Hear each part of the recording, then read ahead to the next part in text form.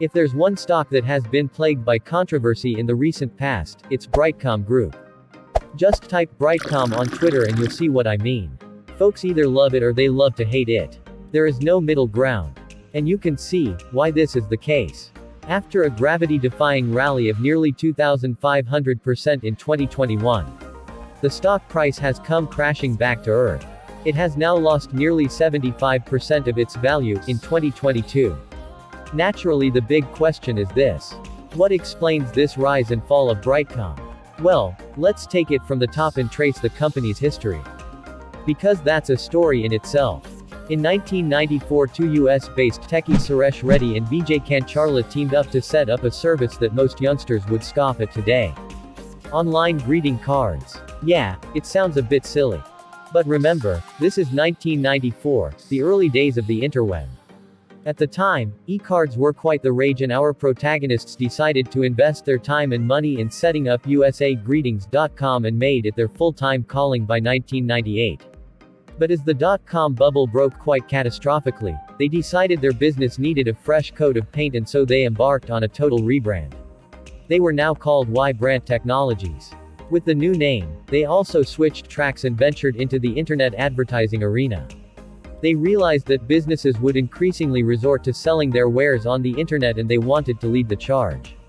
But soon, growth stagnated and they needed something different. Something big.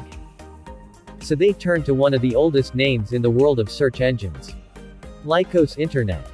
And they bought out the company in 2010. Now, in case you haven't heard of Lycos, know that they were one of the early pioneers in the online search domain. But after Google came along, they kind of lost their mojo. In any case, Lycos already had a brand name recognizable in many parts of the world. So in 2014, Ybrant decided to adopt the name and rebranded once again. And with the rebrand came another change of track. This time they went after bigger things. Wearables. They introduced Lycos Life branded smart wristbands and rings to track fitness and sleep. But analysts tracking the company weren't exactly impressed. Especially with some of the claims Lycos was making at the time. They were talking about the Internet of Things and tech capabilities that were seemingly too far-fetched. Deepak Twary, a research analyst with SPA Securities Limited, said this back in 2015. There is no link. This shows the company is not really focused on what exactly they want to do. Suddenly, why do they want to jump into Internet of Things? Internet of Things is totally different and a lot of investments are needed in this. Needless to say, the stock plummeted by 90% over the next 5 years. Oh, and I almost forgot. In 2018, the company decided to rebrand itself again to Brightcom Group because of alleged disputes with Lycos. The only constant through these many years seemed to be the founders, Suresh Reddy and Vijay Kancharla. So, what is the company up to these days? Well, its focus is on digital advertising, a segment that currently forms 65% of total global ad revenue and is expected to rise to nearly 75% in the next 5 years. And with the clientele that Brightcom claims to service, Airtel, Qatar Airways, Vodafone, Samsung, Unilever, you can see why it could actually be in a bright spot. In fact, after remaining stagnant for years, Brightcom's sales ballooned 3 times from 654 crore rupees to 2021 crore rupees. All this happened in just 6 months between June and December 2021. The profits told a similar story as well and jumped from 106 crore rupees to 371 crore rupees. And of course, investors got excited. Popular figures like Shankar Sharma of First Global had also jumped into the fray and called it a 4 a.m. stock in November 2021. A reference to how the world is sleeping on it but a faint bit of light is creeping up at the edges.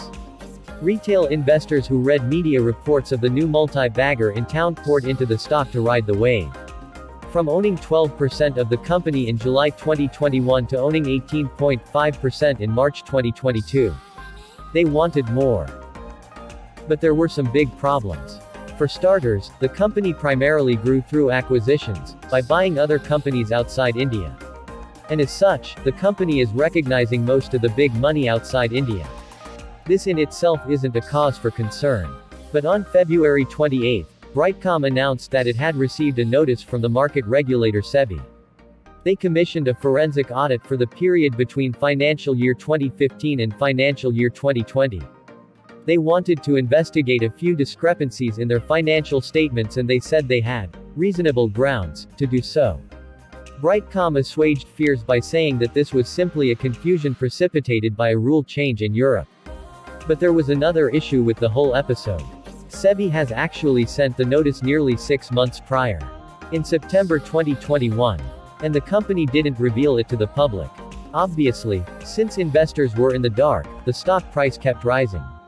So, the question is, did the company intentionally try to hide news about the audit? I don't really know. You see, Brightcom says that it had written to SEBI trying to explain why an audit was not necessary. And since there was a possibility that the audit could be called off, they decided against immediate disclosure. But as soon as the regulator responded in February saying that the audit would in fact go on, Brightcom disclosed it. But there's more. Another allegation against Brightcom Group is that promoters have been dabbling in some very interesting transactions.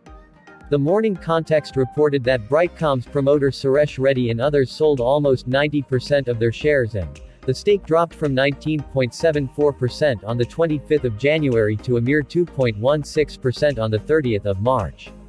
But then, Suresh Reddy became a partner in 4 separate entities: Aradhana Kamo Sales, Kalpana Kamo Sales, Sarita Kamo Sales, and Shalini Sales, who in turn held significant ownership in Brightcom.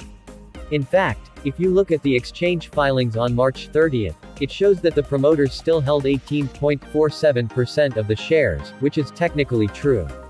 Now the question is, why would anybody do such a thing? Why would the promoters sell their stake and then become a partner in another entity which still held significant ownership in Brightcom? Well, I don't know. But hypothetically, if you were a savvy promoter, you could make a windfall selling the shares if the stock kept soaring to new highs every day. You could become very rich, very quickly. The only problem: doing so would spook retail investors. They'd worry if the owner was bailing. But if you sold at one end and then made a purchase elsewhere, at a much lower price, keeping your total shareholding level intact, it wouldn't exactly trigger alarm bells. No.